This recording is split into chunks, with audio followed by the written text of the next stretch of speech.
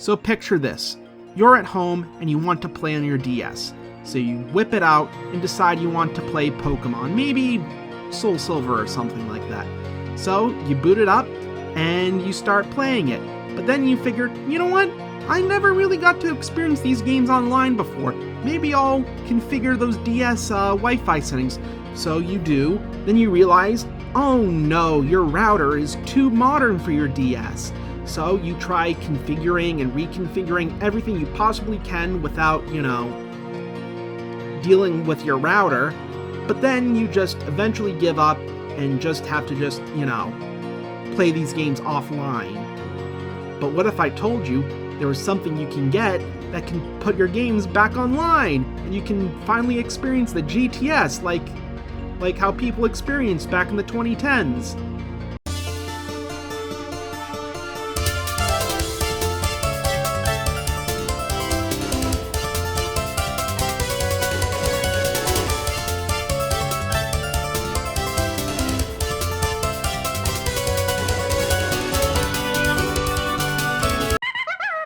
Yes, there is a way to get your Pokemon games back online. As far as the Gen 4 games are, because to get the Gen 5 games back online is a lot more straightforward if you have like a DSi or a 3DS, but for the sake of argument, today's video will be just about getting your Gen 4 Pokemon games back online, which means a few things. For one, due to how antiquated the security settings on the original DS's Wi-Fi system is, it can't connect to any modern routers. However, I do have one little trick up my sleeve to get it back online, and it's something that I've done a little bit of research into, that I've since made into a thing. It's this. This is the TP-Link TLWR802N. This is a travel router, and apparently this specific model of router can be used to get your DS games back online.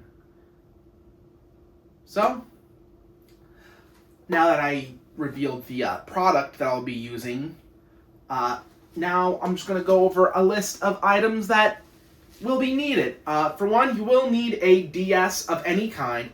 It can be an original DS. God forbid you're actually using an original DS, because the hinges on those things kind of suck. A DS Lite, a DSi, or a 3DS. Doesn't matter, just so long you can play DS games. Next, you're going to need a Pokemon game of some kind from Generation 4. So this means any combination of Diamond, Pearl, Platinum, Heart Gold, Soul Silver. And it doesn't even have to be a physical game. It could be a digital-only game that you got somewhere, and for the sake of argument, maybe use NDS for it on your hacked 3DS, or you have Twilight menu on your DSi. Doesn't really matter. Doesn't really matter in the least. Then you will need this router. You will also need a actual honest-to-God router. If you live in a house and you have internet, you have a router. Unless you have some weird sort of thing going on, or if you have dial-up, But generally speaking, if you're in your house right now and you're watching this on the internet, you have a router. Second, you will need either a PC or a smartphone, anything with a web browser in it. Preferably a PC is better, but if you only want to do this on a smartphone, then be my guest,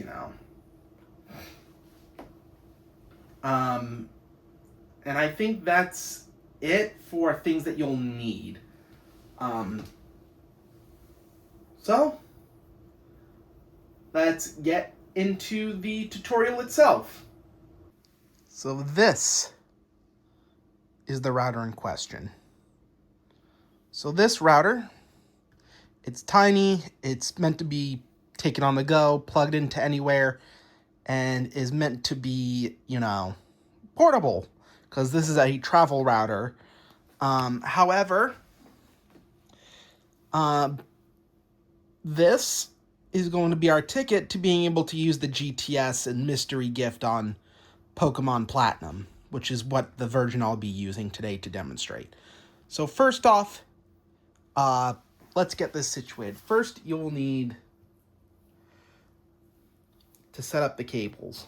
Now, normally you could just do this while you're fiddling with the router, but my router's in an awkward spot, so let's just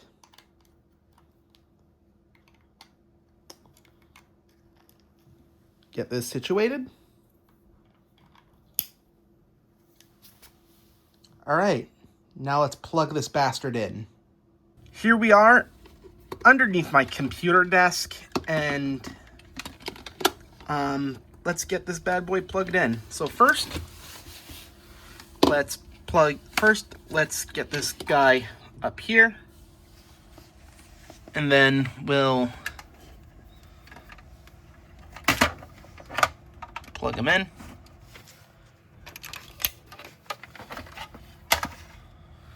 And then plug in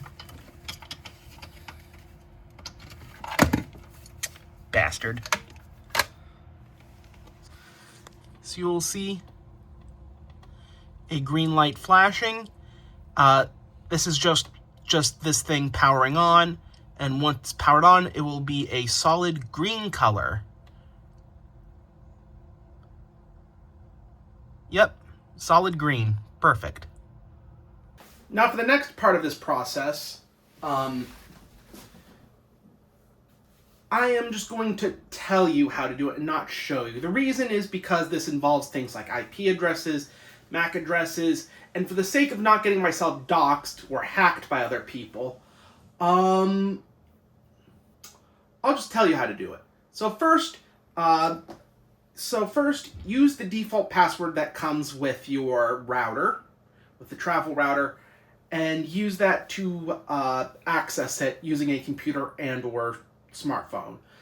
And then go into your web browser of choice and type in your IP address. Once you do, you'll be able to access a website, a web page where you're able to configure router settings. So first off, you're going to have to disable the password protection. That's right, this bad boy's unsafe. Therefore, I can only recommend only using the router when you absolutely have to use it. So when you're using your DS, just plug it in, and when you're done playing Pokemon, just unplug it. Simple as that. So first you're going to go disable the password. Then you're going to go to the page where you manage your MAC addresses. So here we're going to create a whitelist of MAC addresses. So there's going to be a setting for this TP-Link travel router. You're going to have to change the setting from deny all MAC addresses to this, all listed MAC addresses to this router, and change it to allow all listed MAC addresses to use this router. So click that, and then put in the MAC address of all your DS systems that you want to use, in case you have multiple of them, like I do. So in that case, go to the internet settings. If you're using a DS and a DS Lite, simply load up the Pokemon game of your choice, go into internet settings, and go into your Wi-Fi connection settings through the game's menu, on the main menu, and then go into the settings, and you can find your MAC address there. If you're using a DSi, simply go to your internet connection settings, go to your settings on that, and you should be able to find the MAC address pretty easily. On a 3DS, it's about the same. Then, once you have your MAC addresses listed, put them on. Also, put in the MAC address of your computer, but from personal experience, when you change the final setting on this, your computer will no longer be able to connect to the router because it thinks it's too unsafe, or at least that's my theory, because my computer refuses to reconnect to that router once I select this setting. But basically there's a setting on there that allows you, on that same page for the MAC addresses, to only allow to essentially enter like a protected mode where only those devices listed can access that router, and basically bans every other MAC address from using that router. So click that, your computer should automatically disconnect from the router, and you should be ready to go. Which now allows us to move on to the next thing. Here I got my 3DS, and I have Pokemon Platinum loaded up. And basically what we're going to do is get to the main menu, so we can just do this, and we are going to go into Nintendo Wi-Fi settings, or Wi-Fi connection settings.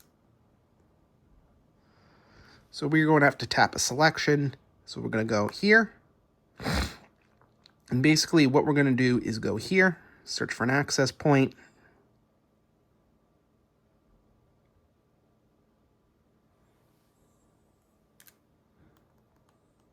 select this one, and it should be testing a connection. So we got full bars, which means we're raring and ready to go. Connection successful. Next, we're going to get back out, tap this, and we are going to go all the way to the bottom, and we're going to change the DNS. So this DNS is for the Pokemon Classic network. So it's 178.62.43.212. This should allow us to essentially trade Pokemon on the GTS. So we do OK. Are these settings correct? And because I already pre-done this, we can just go back. And now we can do this.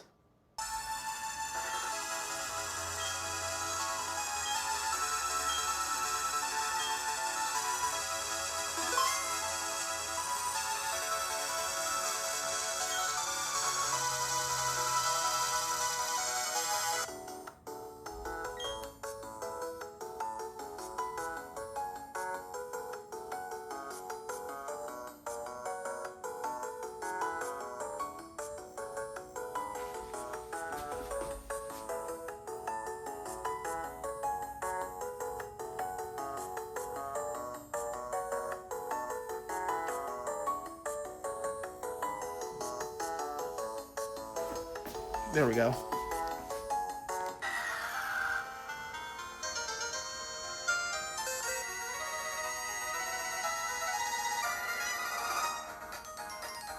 Anyway, I put a Pokemon on here, so hopefully we get something back. And here we go.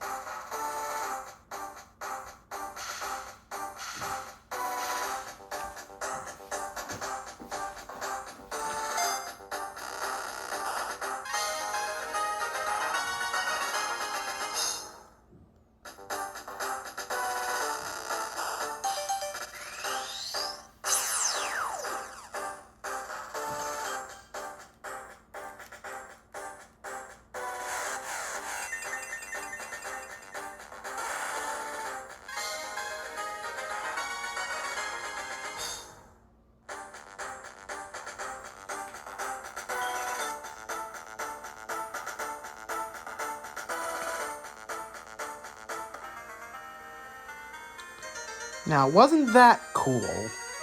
Well, that does it for today's tutorial.